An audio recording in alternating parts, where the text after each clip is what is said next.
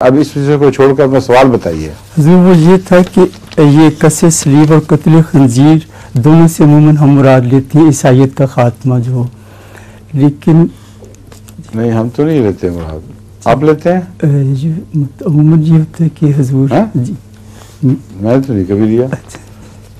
قصِ صلیب سے یہ مراد دیتے ہیں کہ وہ بنیادی دلائل جی جن پر عیسائیت کی بنا ہے ان کو پارا پارا کر دیا ہے، جی اس لیے اب کسی کے لیے جواز نہیں رہا کہ وہ عیسائی رہے، مگر عیسائیت کا خاتمہ تو نہیں ہو سکتا اس سے۔ جی میرا مطلب عیسائیت تو رہے گی لیکن ٹوٹی پھوٹی بے دلیل عیسائیت جس سے غلبے کی طاقت چھین لی گئی ہے، یہ قصِ صلیب ہے۔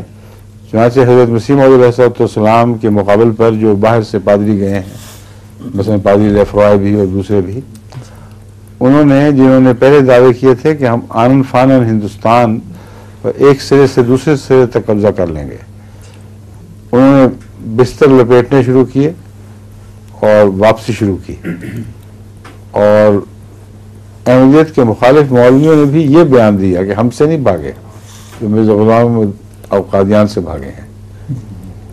یہ ہے وہ ثبوت جو منہ بولتا ثبوت ہے کہ قصِ صلیب ہوئی ہے، صلیب کی جان ٹوٹ گئی، اس کے دلائل پارا پارا ہو گئے، ان میں اب اسلام پر بفر کر حملہ کرنے کی کوئی طاقت باقی نہیں رہی، اور عیسائی تو ختم نہیں ہو سکتے، ناممکن ہے۔ اب تک کتنے ختم ہو گئے ہیں بتائیے؟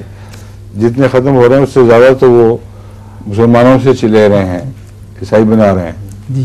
انڈونیشیا میں دیکھیں کیا حال ہو رہا ہے، پاکستان میں بھی جو عیسائی بنے ہیں وہ پہلے بنا کرتے تھے نیچ ذاتوں میں سے، اب پوری طرح مسلمانوں میں سے، عوام الناس میں سے لے رہے ہیں وہ عیسائی۔